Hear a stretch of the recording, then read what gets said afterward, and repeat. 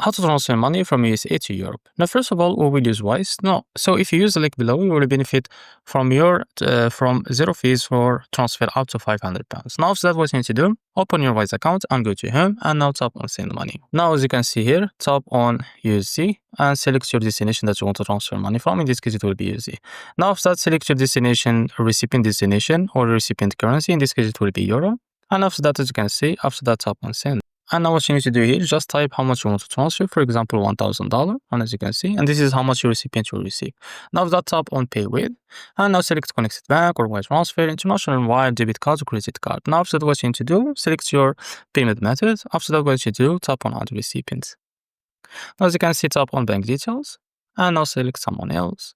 And as you can see, you will need, if that person inside Europe, you will need their full name, IBAN, country, city, recipient address, and postcode. And if they're outside of Europe, as you can see, you need their full name, SWIFT BIC or base code, IBAN, and country, city, recipient address, and postcode. And after that, click continue.